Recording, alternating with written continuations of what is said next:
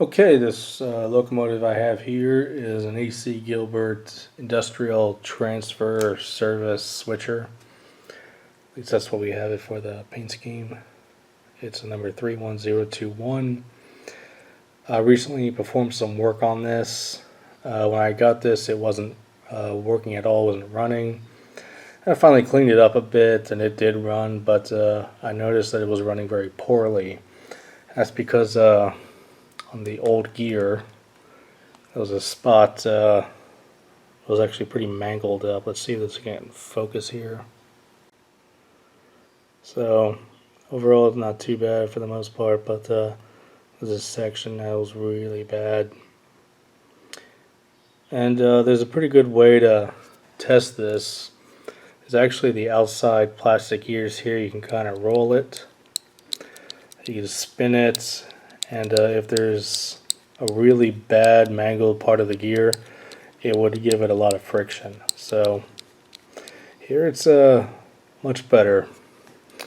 I actually obviously did not replace just the gear.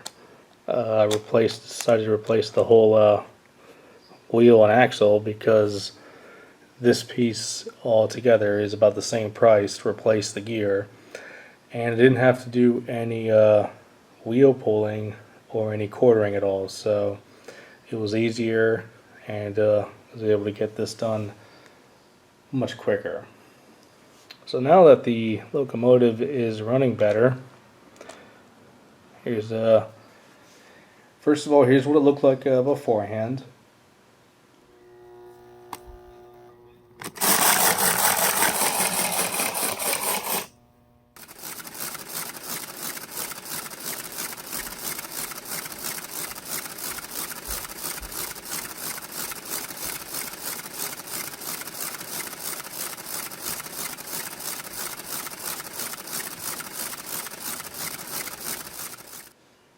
And now the locomotive, with its improved gearing, goes like this.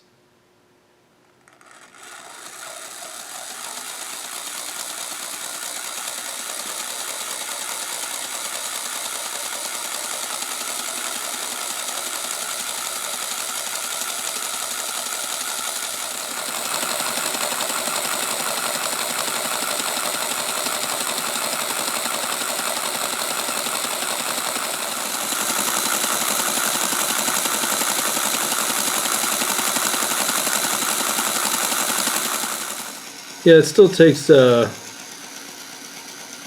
a bit of current, but I'm going to see how it is after a while once this new wheel set kind of breaks in.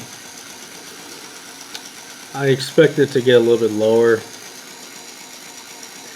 but yeah, right now it's not too bad, and it's much better than what the previous gear was. I think that was almost about half an amp, which was pretty excessive, especially with really poor performance.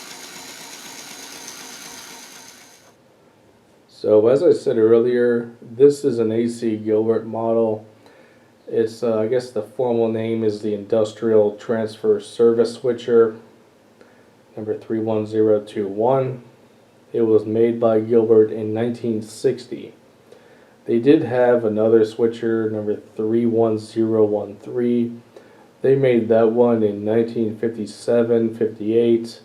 It is painted in black and also has additional counterweights behind the wheels. Because of that, it's a bit more desirable, harder to find, and therefore a bit more expensive.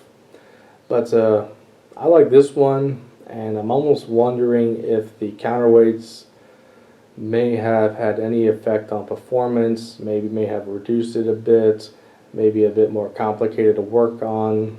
But I'd be curious to see how that one is, and I'd like to pick one of those up someday and kind of compare and contrast the difference between these two. But they do have pretty much the same drivetrain and body. It has a 5-pole straight wound motor. I'm not sure if it's one of Gilbert's own motors or a Pitman, which they were kind of using at the time in some of their other models around 1960 onwards. It does have a nice die-cast body, very heavy, pretty solid overall. There's no lights on it. It's just these fake lamps, but they do for the time, and I do like the little brass bell.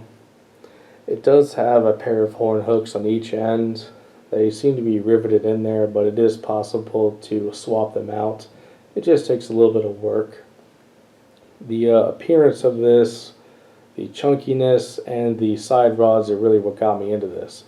I have a couple other models from them, some steamers, and I really like the way that they are. And they seem to apply the same concepts to this one as well. They also put out a couple other diesels, but I don't think that they are kind of like the same caliber.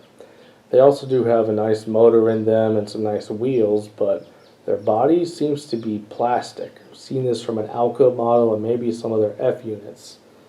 So I appreciate that the switchers still have a nice die-cast body. But one thing I don't like about this is the reason I had to perform surgery on it. It had that plastic gear on the axle which was pretty mangled up. If I look at some of the other diesels they had, I believe, brass metal gears, which much more solid, and they can, as long as they're properly greased up, they can last a long time. And really, you really have to strain it a lot to really kind of mangle up that kind of gear. So this one is a bit more sensitive to it. But yeah, it was about the same price to replace the gear as it would be as I replaced the whole axle. So it was a lot simpler in that regard. And it is a very simple, very basic model. It's pretty easy to work on, aside from kind of getting the pins on the underside. They take a little bit of work to get through, but other than that, it's not too bad. But for those looking for a fairly inexpensive, durable, simple, solid two-axle switcher, I really can't go wrong with this. I don't know a whole lot of other ones out there that kind of fit the same description. There might be a couple others, but overall in the HO market, most switchers this small are plastic. They're a bit weaker. Maybe they might have a smoother performance, but other than that, I don't think they're going to be as tough and rugged as this one can be. So yeah, I really like this model. I'm glad I got it. I'm glad the surgery went really well. It's a really neat little piece going all the way back, and it's nice to have it running just like it was when it was brand new. So that'll be all for now. Thank you very much for watching. We'll see you next time.